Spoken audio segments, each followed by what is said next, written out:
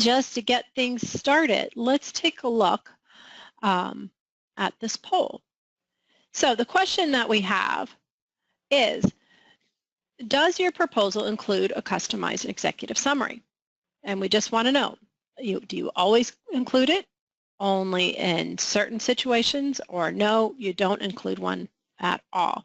So I'm going to go ahead and ask you to take that. We're going to close this in a minute, and then I'm going to turn it right over to Don Barrett, who's going to kick us off.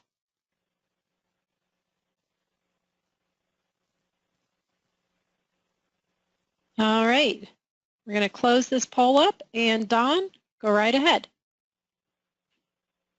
Thank you, Tricia. Well, good afternoon or good morning, everyone, depending on where you're located. We appreciate you joining us today, and hope that you gain something of value out of this today to make it worth your while. That's certainly our goal. As Tricia mentioned, we do want you to ask questions along the way that we'll answer at the end. So hopefully you will find something of value today.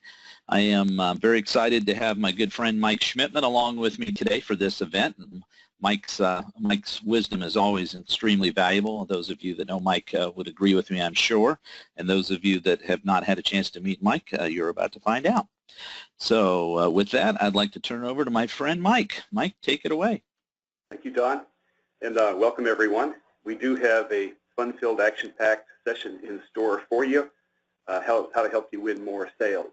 So Don and I actually cross paths quite often. Don's always out there in the field at conferences and meeting with partners, and so we see each other quite a bit, and I have quite the admiration for Don and his sales acumen and skill.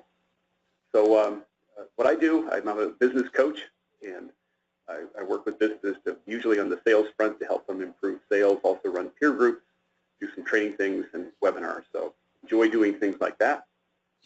So our session today, as Tricia mentioned, and Don, we had, go ahead and advance that. We had a session earlier, I guess, 6-8 months ago, on proposals, and you might call this part 2. So we dipped our toe in the water the first time, and that session is still available on a recording.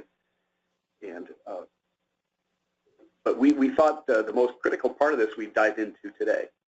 And so with that, let me pass it back to the man with the plan, the boss with the sauce, the host with the most, Mr. Don Barrett. All right. Thank you, Mike. I appreciate that. Appreciate the kind words as well. So now we have one more question we'd like to throw up and ask everyone to respond to. So Tricia, if you would do that, we'd appreciate it. Well, first, let me let you all know what our results were of our initial poll.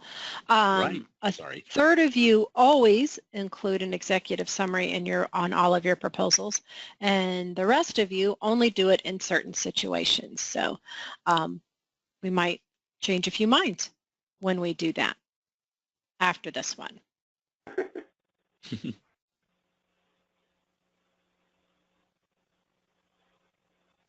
All right, so our next poll is, what are the biggest problems you see with proposals in the marketplace today?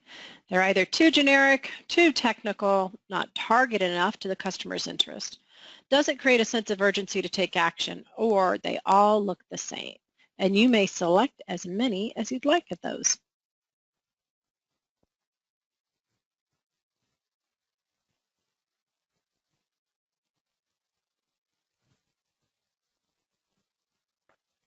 Wow, you guys are really voting. Lots of votes going on there. It's really interesting. The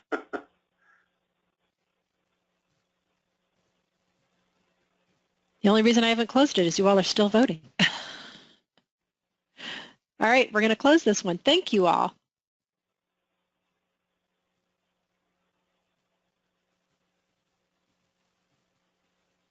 Okay, Tricia. I just ran into technical difficulties. So sorry. Here we go. So the interesting part here is majority of you feel that they are not targeted enough and that they don't create a sense of urgency. So again, hopefully our topic on executive summaries will help you all manage that a little bit better. All right, Tricia. Thank you very much for that. Appreciate it. Interesting that folks feel that way. All right, so for an agenda today, kick it off here with a moment and get into a little wrap-up. Mike's going to kind of do an overview of the proposal itself before we get into the specific part of today, and that's the great executive summary we want to show you how to create. But then I'm going to do a real brief, what is SalesDoc Architect for those of you that aren't clients that are on this call, just a real brief overview of that. And then Mike's going to really get into the nuts and bolts of an executive summary, and we'll show you how we can use our tool a little bit to do that. And then Mike's going to show you what a really strong executive summary, in our opinion, really looks like. So with that, I'm going to turn it back over to Mike and let him take it from here for the next section. Okay. Thank you, Don. A lot of the material, I've done a lot of research and reading on this, and the best reference that I've seen is a guy named Thomas Fant, and he has quite a bit of materials out there, and you can see his work on SlideShare and other places as well. But it's beautiful what he does. So many of the concepts come from Thomas Fant. So in all due fairness, I should reference where many of the ideas here come from. Go ahead and we'll burn through these, Don, real quick, what the elements are. So 4 components really of any great proposal. So we need to explain, we need to understand the client objectives, they need to see that. Recommendations for a specific solution, evidence you're competent to deliver, and then your branding and value proposition, the so what to your offer. Let's take them one at a time quickly. So first, the understanding of the client objectives, and that's where the executive summary will come in. We'll come back to that here shortly. A description of the needs. This is demonstrating that you kind of understand who they are, what they're trying to do, and then explain what's going to happen if they take your advice. So next, the executive summary, and we'll go into this background journey. We're going to show you 5 points at how to phrase each one for a maximum impact. So we'll come back to that later. Go ahead, Don. Then your recommendation. So your description of solution, this is where you put the technical documentation, the Visio, perhaps scope of work. And this is where SalesDoc Architect really helps you, because I know you guys originally came in to help with scope of work. That's such a hard thing to create, and you automate it so quickly, allow people to do very specific scopes of work, all with the correct wording with just a few clicks. So that's terrific. Next, we have evidence that you're competent. So yes, you understand the problem. Yes, they recognize you need to do something, but why you? And so this is where you use the evidence to convince them that you're capable of delivering a solution. This is where you put all the awards, etc. And then lastly, the 4th one is the value proposition. What makes you different, the differentiating points, the ROI, cost justification, the so what to your proposal. So those are the 4 points that any good proposal has. In terms of differentiating points, I've got a hammered nail here, because what you want to do is to take just a couple differentiating points and pound those again and again and again. You don't need 10 differentiating points, you need 1 or 2. So for example, I work with a group in New Jersey, and their differentiating point is that they're local. So that's a differentiating point. Or you have a specific expertise, or you're the king of this vertical market, or the queen. So anyway, whatever your differentiating point may be. So this is what a great proposal is. These 4 things: the understanding objectives, recommendations, evidence you're competent to deliver, and positioning and value proposition. Here's what it is not. It's not just a collection of boilerplate stuff. Some people call it vendor vomit. It's just 40, 50, 60, 80 pages of just boilerplate stuff that nobody reads. It's not a price quote or a technical specification or a bill of materials. These may be included, but that's not the proposal. They're an ingredient, not the, so you might say it's not they're components of a proposal. They're not a proposal. So with that, pass it back to you, Don. Helps if I unmute myself. Thank you, Mike. That's not a proposal to me. That's a list that looks like a laundry list to me. And by the way, I got from one of my clients. They said, "Give me a copy of your proposal." This is what they gave me. I said, "Ooh, how compelling!" This is not what we recommend. All right, thanks, Mike. So what is the SalesDoc Architect if you're not a client? Our tool is an automated software package that helps you go beyond just creating that parts list that you saw on the page before and actually give you a fully encompassing quote, proposal, contract, scope of work, anything you need to put in front of a client, and we can automate all that process of the stuff that takes you time in the process. So when you're done, you can actually spend the time on those things that Mike and I are going to talk about today, and we are talking about things that really do make a difference in that sales process. Here's an example of our tool. Our qualification module allows you to answer questions that might drive something into the configuration, but more importantly, it's going to drive content into the executive summary in your proposal. It's going to drive comments into your proposal. It's going to drive comments in your scope, etc. So we really help you tie all those pieces together of the sales process and the sales journey to make sure you're tying all that together and really answering the questions the client wants. I'll show you a little bit more on that in the future, but I just wanted to kind of introduce the understanding why we're doing this webinar together. We truly do complement what we're talking about today very nicely. So with that, I'll throw it back to you, Mike. Thanks. Okay. Thank you, Don. So let's talk about the 5 keys. This is the part of the proposal that most people really struggle with. They wrestle with what to do, how to write it, how long, how short. So for that reason, a lot of people skip it entirely. But it's certainly the hardest part for sure. And so we're going to show you step by step how a very simple formula. So like if you've seen the movie The Night at the Museum, they say, here's the playbook. Here's the playbook. You do it in order, and do it fast, and get done. And that's all you have to do. The issue with an executive summary, it's more powerful when it's shorter. If you have a 3-page executive summary, nobody on earth is going to read it. Even 2 pages is pushing it. I like to keep them under a page if you can, but it's actually harder to write a short summary than it is a long one. So as Mark Twain said, I don't have time to write a short letter, so I'm writing you a long one. And so it is with executive summaries as well. So here's a template to show you exactly how to do it. So the 5 points, background.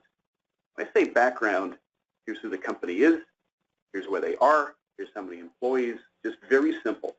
They've got X amount of offices, this amount of people. Here's what their existing infrastructure looks like. That's it. Next is the journey. What are they hoping to attain? What are they trying to do as a company?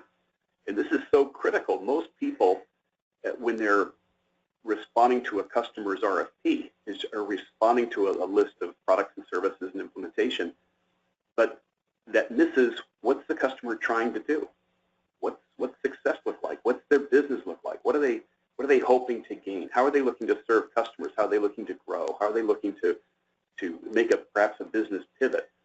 So understanding the journey that they're on and what they're trying to achieve will really be useful to you. Next, every journey is going to have obstacles. So when a customer or prospect or any organization is trying to implement something, there are obstacles along the way. There are people, cost structures, there may be tax implications, there may be legal, certainly in medical you've got HIPAA, now we've got security. So there's all these obstacles that prevent people from really doing what they want. They can't just snap their fingers and get what they want. They're having problems with it, and that's really the key to where we're going to do the solution, because we help them overcome these obstacles. Then, now they're delivered to the promised land. So next is, what's your solution look like? So here's what you recommend. Here's the prescriptions the doctor gives you based on what I've seen, based on what you want to do, based on the problems you're having. Here's what we propose to do. But that's not enough, because the prescription doesn't fix it. Once you have the prescription, then of course you want to be well. And then the last step here are the results. What is going to happen if you take our solution? Once you implement this, what's going to happen? So I've got an image here, printing money. That's obviously something a lot of customers want. They want to make more money, they want to save it, they want to improve customer service. So we're going to show them, tie back, that our solution is going to give them the journey that they've been seeking all along. That's simple as can be. Yet, like everything else, simple isn't the same as easy. So we'll get to that a little bit later, how we organize these into a powerful, short document that's compelling, that's persuasive, and the customers are going to say, yes, these are the people to help solve our problem. So with that, Don? Thank you, Mike. Review. Yeah, you can describe what Tricia put together for us here. Mm-hmm. Yeah, so what we've got, apologize, went ahead a little bit fast here. What we've got here is a deliverable that we'll pass out to everyone on the call here after the session. But it's a little it's a cheat sheet, if you will, that helps you with that. Tricia did a nice job of putting something together here. It really says it well. So with that, Tricia, how about one more question to help give an idea of where we are here? All right, so our final polling question for today, what problems do you have with proposal generation? And again, we just ask you to pick as many as you'd like. These problems can be, it takes too long, there's no consistency in the proposal, it's just a patchwork quilt of fonts and formats, it's too boilerplate, it's too much about the equipment, and it's more about the manufacturer and less about you, the reseller.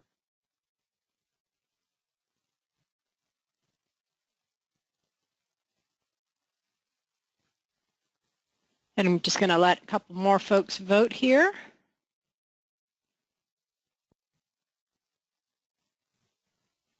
All right, we're going to close this up. So let me share the results of that. And it's quite clearly that you feel that your proposals are too boilerplate. For a while there, the takes too long was high up there, but the boilerplate took over. So it doesn't make you unique and stand out. Very interesting.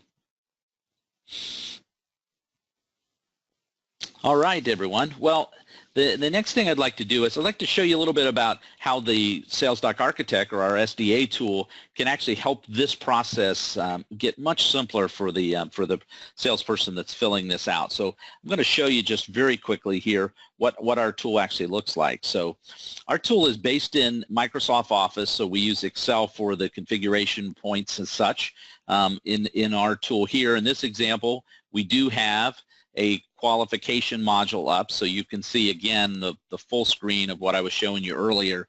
Notice in our example here, we recommend you put those different 5 points in a place where you can simply type right into this tool where that is. And again, we're doing this at the front end of the process, so the rep's getting that information, you're getting that information, you're putting it in there, so when you actually have to create the proposal after the configuration's all done, you'll have a lot of this information in there, so you don't have to worry about that time lapse making it start to get gray in the brain cells. So we've got that for you. And then, of course, now you're going to output it. So what you would do is go up here and say generate output, and it would generate in the format that you've already selected specifically.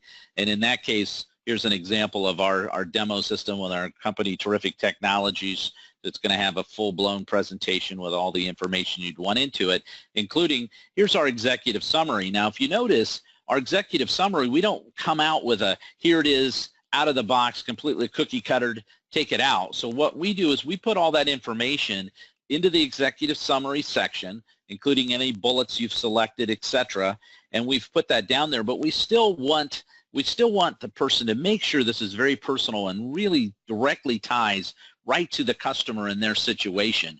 So while you've got the information here, you're going to wordsmith this to make sure it looks like what you want it to look like. That way, when it's done, it truly should tell the story you want to tell to that specific client and not a cookie cutter of the last 15 proposals you've done for everyone else. It's really important to close deals. And from there, of course, we can create multiple contract scopes, anything we need to do as well with our automation. So we'll give you the capability to streamline and make those happen as fast as possible. So I showed you what our output would look like if you're using our tool, but Mike's going to now take over and show you what it actually should look like when it's complete using those 5 steps that he recommends. So Mike, take it from here. Okay. Well, thank you, Don. And by the way, I really like the way you automate how that's done, because it looks completely customized, and yet what you're doing is helping people pick and choose the right, the right factors that customers care about. You're helping make that faster.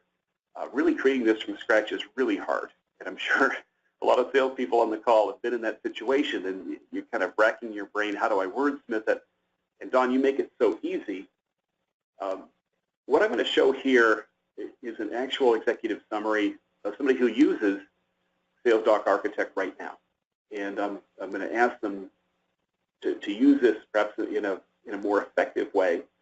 But this is actually a nice looking executive summary right here. Nonetheless, there are some very, very common issues, and I want to point them out and show you how we might fix these to make it even more compelling. So here's what it looks like right now. So this is for a phone system, about what, $23,000 or so. So I've blown it up section by section, and you can see the first thing is we've reviewed your needs, and this reseller recommends X. This is a turnkey program, gives you a 6 monthly payment, et cetera, et cetera. So what they're doing is they're starting with the solution, and then in the same sentence going, or the next sentence going right into the result. So, okay, what I'm going to share with you is when you kind of go out of sequence, you lose the power. The next paragraph is the company has an old ESI system that's starting to fail. They don't say how old it is. There have been multiple outages in the year, et cetera, et cetera. And getting a new system, the company would like to solve the following needs. So you see they've got obstacles and journey here. So you can see already they're kind of jumping around. They're going from here's an issue, here's the results, here's the journey, here's the obstacles, ding, ding, ding. And then they say solve the following needs. I'm not sure solve is the right thing. I think you address needs, you kind of you solve problems. Just not a major problem with that as well. The next section talks about three things. So they've got the journey. What the customer is looking for is the improved reliability. Next, they take away the need, and that's kind of a double negative there. I would rewrite that into something positive. I would say they want to go back to that one. So, Don, if that's okay. So number two, instead of taking away the need, you might say you want to make it easier to maintain. So don't do a double negative. Keep it positive, but you can see that they're putting a solution in here. This is taking the need as a solution. And then the last one is easy programming. And that one, again, is the journey. They're trying to get, or a result. They want it to be an easy programming, et cetera, et cetera. Next, they have, so the ShoreTel system will solve these needs. Again, using that phrase, solve these needs. I'd rather kind of address needs or solve problems, but that's nitpicking at this point. But next we have results. Here's what you'll get. Reliability. Up here again, when it says nothing is more reliable than a ShoreTel premise system, that's a claim. That doesn't go here because you don't have the evidence for that. And if you make a claim without evidence, it sounds like a very salesy thing. I've got the best product, I get the best price, I get the best service. When you make claims like that, you diminish, not enhance your credibility. You enhance your credibility in sales by giving specific evidence to document your claims. And if you don't do that, well, guess what? Your competitors are saying the same thing. I've got the best product, I get the best price, I get the best service. That's what all your competitors are saying. So if you're saying the same thing as your competitors, how are you different? Do you think your competitors are saying I've got the lousiest service, the worst product, and the worst company? No, they're saying the same thing. So don't put that here. Secondly, again, a double negative, you're not managing hardware. Put things in a positive way. The company would like to, eliminate time spent maintaining. Let somebody else do it. Make it a positive. And then lastly, here's another, what I would put in the credibility. ShoreTel wins awards. And this is what I would put in the body of the proposal, not in the executive summary, because again, you're not giving any evidence here. Guess what? Every competitor has awards that they win too, so you're not differentiating yourself at all. You're saying the same thing as everybody else. And so I would not put a claim like this in the executive summary. I would put it later with specific evidence and say, okay, Nemerity said this, Gartner said that, Forrester says this. Be specific if you want to be believable. Okay? And then next, you'll see the total price for this. I did a whole webinar on this issue of what words to use and not use. You can use the word price, but I prefer the word investment. I don't like you to use the cost of the system. That actually goes to the lizard brain of your prospect.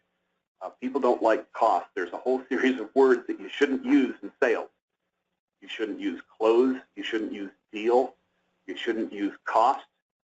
You shouldn't use decide. You should use other words that mean the same thing but don't have the negative connotation. So you invest in a solution. You approve a solution. You don't sign it. You don't decide. You choose. So there's a whole host of words, and you don't close a deal. You open a new relationship. So there are positive ways to say these things and negative, but I wouldn't ever say total price. I would say the investment for this is $25,000. So with that, next you can kind of see what this all is. You can see that we're pinging around. You're going from solution to results, journey, obstacle, results, credibility, solution. You're not gaining momentum when you jump around like this, because you're going back and forth and back and forth. And so the next one, I call this kind of proposal whack-a-mole. When here's a problem, here's how we solve it. Here's a problem, here's how we solve it. Here's a problem, here's how we solve it. I'd like you to have a flow where you describe all the problems, all the obstacles, all the solutions in their own sections. If you do it in order, you have a much more powerful, persuasive document. So let's do the makeover. And by the way, the person who wrote this is on the call, so I'm trying to be very careful in what I say. It's actually a pretty good executive summary. The heart's certainly in the right place, and what they're saying is true. And I think they're probably going to win the sale. So what I'm trying to do is to help you be better. I'm not saying that was a bad executive summary. I'm just saying that it could be enhanced. And here's how we do it. You see, if we take each of these 5 points and do them in order, it has a more logical flow. And an executive who's busy and just scanning this, they will be less confused than if you're jumping all over the place with claims and facts and problems and solutions and ding, ding, ding, ding, ding. If you just do it one at a time.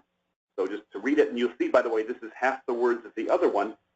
And I'm wondering, and I'm hoping you agree that it pretty much says the same thing in half the words.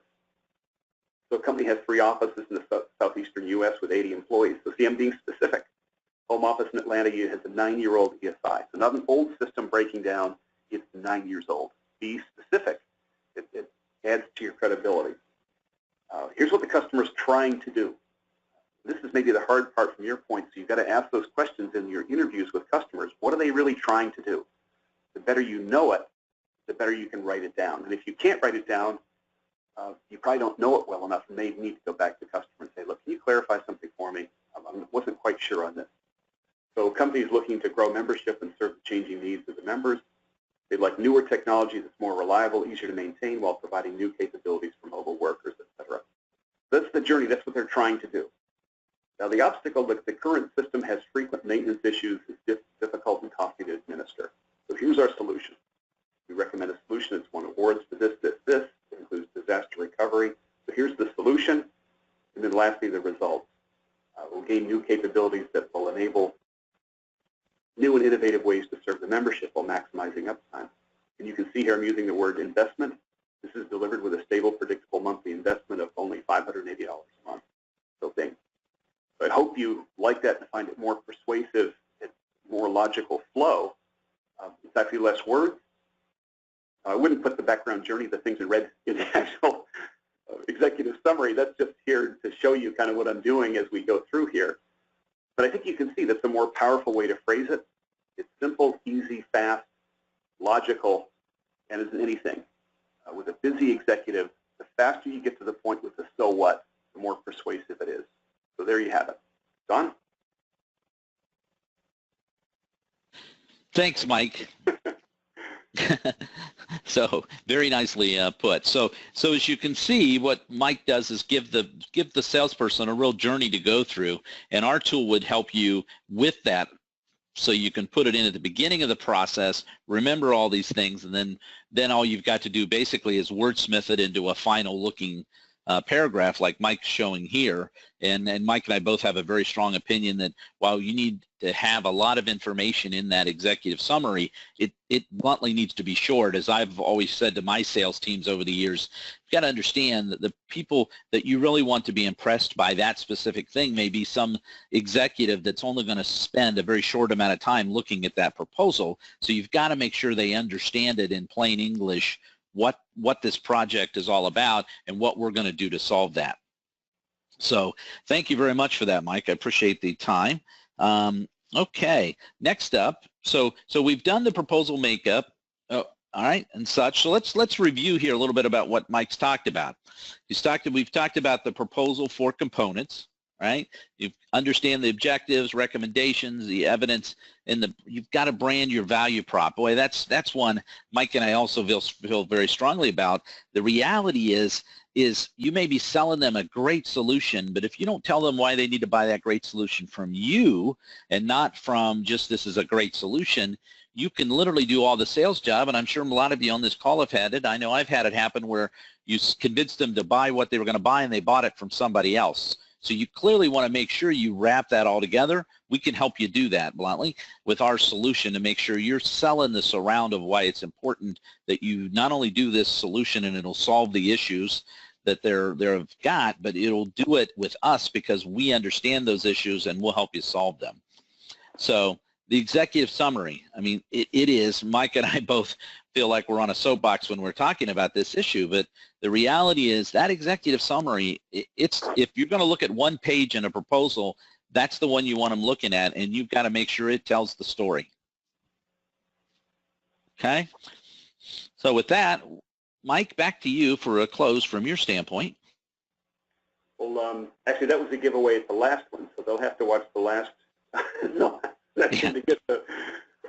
That was actually Tricia's shown you the other handout, which Correct. is the circles right there, so we can go past that. And I think with that. Yeah. So folks, I know. Do we have some questions here, Tricia, coming up? Looks like we've had a couple questions asked, but we'd like to also let you know that we are going to be scheduling a webinar in the early fall to talk about scopes of work and how to write those to be effective and really help margin shrinkage and that scope creep that just kills projects and their financials on those projects. So we'll watch for that. We're going to do another session similar to this. So Tricia, do we have a couple questions that we need to answer here? Yeah, we do. Come up here real quick. So what are some of the ways that the executive summary content can be, made a template, but in such a way that the final content speaks directly to each particular prospect? So unique enough to the prospect, but, in our world here at CorsPro, automated. Yeah. Yeah, if you notice what I showed, and I'll start on this answer, what I showed was, it's what I like to refer to as, people joke when I say this, but it's if you're an attorney, you'd refer to it as leading the witness.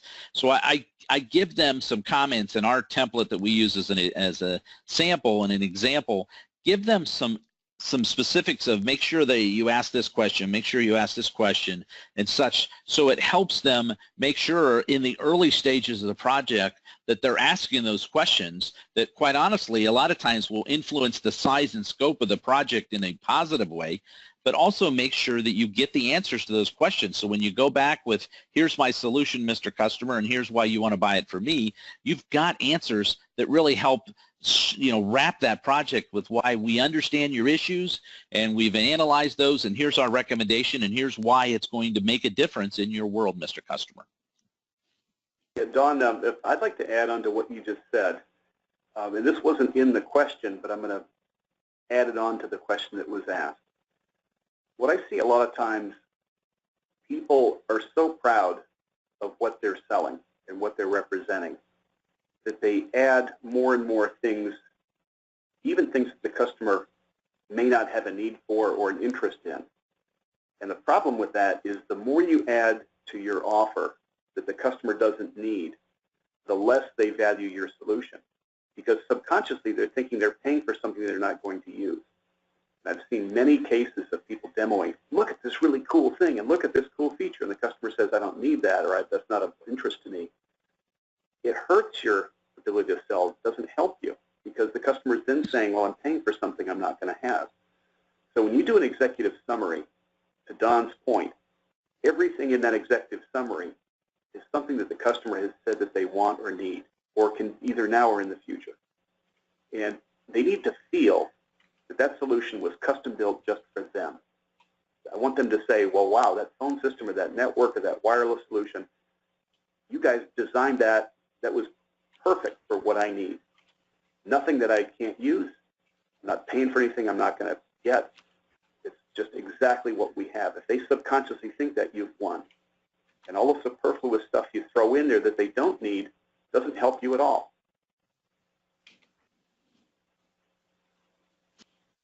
All right, another question. Mike, when you were showing the makeover, you showed it kind of in a tabular or table format.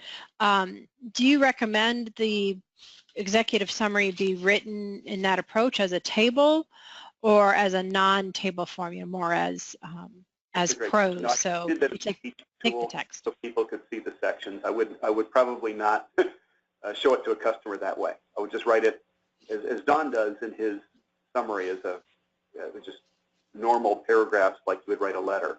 I did that just to illustrate the different sections. Yeah, I would concur with that too. My feeling is I love using bullets and what I refer to as white space, but you do want to make sure that that it speaks in a conversational mode, I guess you'd say.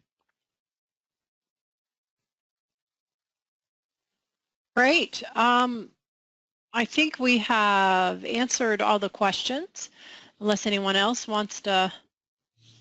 Oh, we did get one more, sorry. What is the best way to gather information that's needed for the executive summary? Are there any tools for that? Well, first of all, that is a great question. It's very relevant. There's a whole book written about the concept called the Checklist Manifesto, which says that people who think they have everything in their head don't. The study started with doctors who thought that they had all these procedures in their head, and they would make mistakes again and again and again inadvertently. If you've ever flown in a single-engine plane, the first thing they do, they have this laminated card, which is a checklist. And every pilot goes through a pre-flight checklist every single time. And I asked a guy one time, I said, you must have flown thousands of hours. Why do you do it? He says, because that way I know I'm checking every single thing every single time. I'll never miss anything. The one time you miss it could, cause an accident. And so it is with doctors, so it is with us. In other words, I like people who go in with a checklist. I recognize it may seem dorky to some salespeople. To me, it's just the opposite. I want to make sure I'm not missing anything. So I start, and I do recommend people have a one-page checklist of things that they want to cover, talk about, make sure that they get. And so certainly, if I were going in, I'd want the answers to all 5 of those questions. So tell me what you've got now. How many offices, how many people? Check, check, check. You don't miss anything. If you don't have a checklist of some type, you will forget something. You just will. So I like. So Mike, the slide that we showed earlier, that it will be the that folks can download. That's something that they could keep on their desk and keep handy. You're right. In a way, that works as a checklist because it has. Here are the things that are often that people ask, and I just like being systematic about it. If you go to a doctor, you want a doctor who's systematic. If you go to your favorite restaurant, you want that meal to be the exact same way every single time. If you love it and you order it, you don't want it 5 different ways, 5 different days. And that's what you'll get if you don't have a system. So asking questions is a system, and getting consistently excellent results means you have to have a consistent process that way. So some type of checklist to make sure you're asking all the right questions so you can deliver this executive summary. So that's a really good question, by the way. Don, do you have anything to add to that about, in essence, making it systematic? I don't, other than I'd be repeating Mike, because I would almost said verbatim the same thing. I mean, you need to make it systematic, and no matter, even if you've been in the industry as long as I have, you're going to forget something if you don't have a simple checklist. I am not a fan of sitting there and asking a question, make them think like they're going through the Spanish Inquisition or something, but a simple checklist to make sure you answer certain questions, and more importantly, getting the client talking. The more the client starts talking about their issues and about their company, the more you're going to uncover. And the more your proposal is going to hit those buttons that are important to that client. The checklist will really help you with that. Here's a question. I'll just leave everyone with this one. One of my favorite questions that 90% of the salespeople forget to ask. And that is, I'll ask some version of this question. I'll say, look, you're going to get a variety of offers and proposals and solutions in here. Apart from price, which we know is important, how are you going to decide? And that simple question opens up what they care about. Most salespeople don't ask that question. So price aside, what's most important to you? If you have two that they're on all alike, they're similar in every way, what breaks the tie? I love that question because, first of all, they usually won't have a snap answer to that. They'll have to say, And you get 15, 20 seconds of them kind of mentally going through it in their head. And then what they tell you is the secret to winning the sale. That's my word of wisdom at the end.